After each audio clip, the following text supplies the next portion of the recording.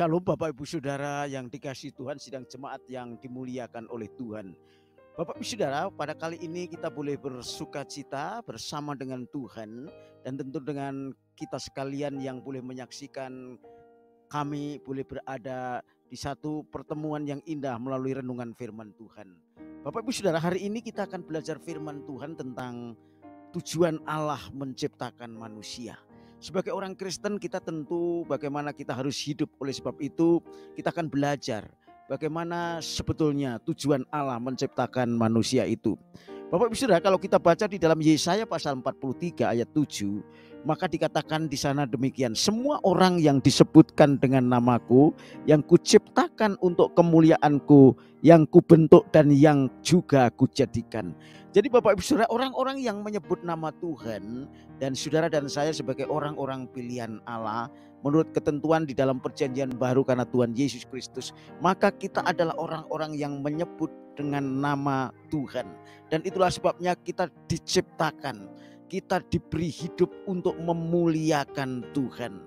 Nah, karena itu mari saya mengajak kita bagaimana kita memuliakan Tuhan dan apa sebetulnya ciri-ciri kita sebagai orang yang memuliakan Tuhan.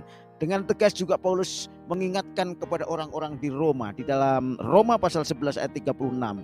Di sana dikatakan dengan tegas bahwa sebab segala sesuatu adalah dari Dia, dari Allah, dan oleh Dia, oleh Allah, dan kepada Dia, oleh Allah, dan kepada Allah. Bagi Dialah kemuliaan sampai selama-lamanya. Jadi Bapak Ibu Saudara, bahwa kita berasal dari Tuhan dan kita ada oleh karena Tuhan, dan kita juga akan kembali kepada Tuhan, dan oleh sebab itu kita harus memuliakan Tuhan. Bapak Ibu Saudara yang dikasihi Tuhan, oleh karena itu saya ingin berbagi buat kita sekalian. Kalau saudara dan saya sebagai orang Kristen, orang yang sudah ditebus oleh Tuhan, mari ada beberapa hal yang perlu kita renungkan sebagai orang yang mempunyai ciri hidup memuliakan Tuhan. Yang pertama, yaitu orang yang memuliakan Tuhan adalah orang yang selalu bersyukur dan berterima kasih kepada Allah.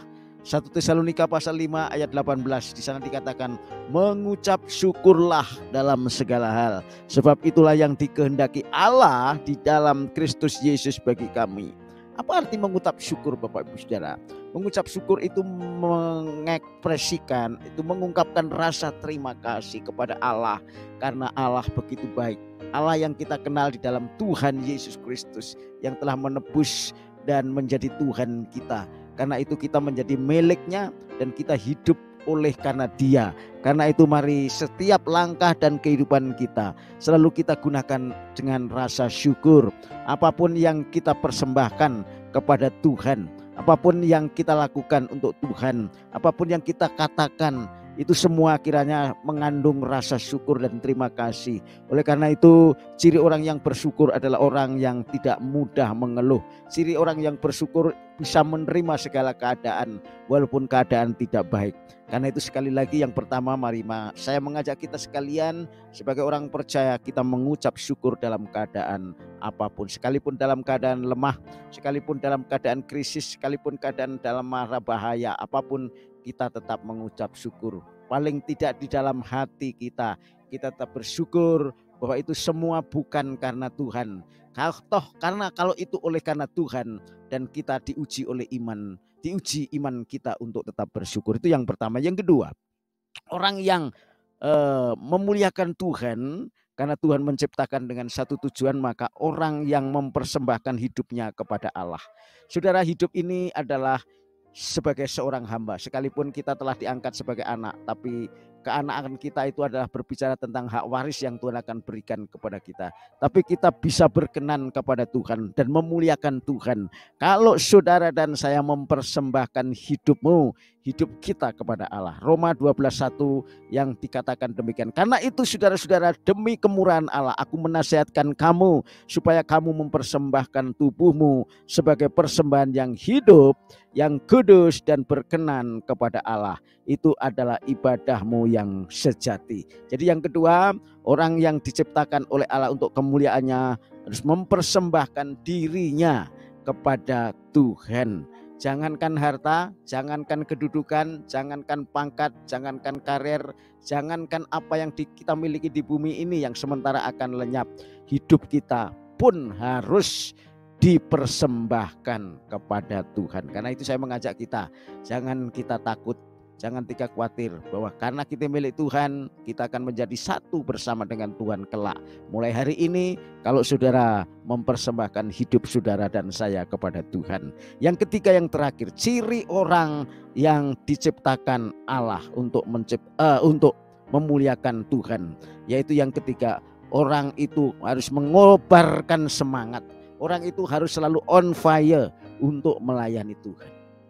Tidak mudah orang bersemangat ketika merasa kecewa, dia putus asa sampai kadang-kadang sudah tidak mau pergi ke gereja, tidak mau berdoa, tidak bisa melakukan apapun karena semangatnya patah. Tetapi Tuhan mengatakan di dalam Roma pasal 12 ayat 11, sebagai orang-orang yang sudah ditebus, sebagai orang-orang pilihan Allah, sebagai milik Tuhan, maka janganlah hendaknya kerajinanmu kendor, biarlah rohmu menyala-nyala dan layanilah Tuhan. Semangat kita harus selalu menyala-nyala. Apapun yang terjadi, ibadah jalan terus. Wah, sekali Yesus tetap Yesus. Itulah Bapak Ibu Saudara, saya mengajak kita, ayo kita kembali semangat. Yang saat ini sedang dalam keadaan letih lesu, bangkitkan semangat saudara. Saya mengajak kita untuk mengobarkan semangat Kristus, mengobarkan semangat pelayanan.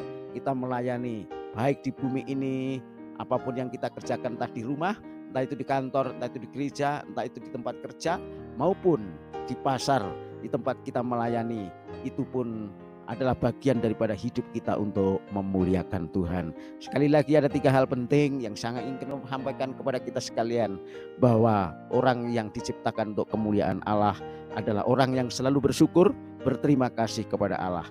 Yang kedua, orang yang selalu mempersembahkan hidupnya kepada Allah. Yang ketiga, orang yang mengobarkan semangat atau on fire untuk melayani Tuhan.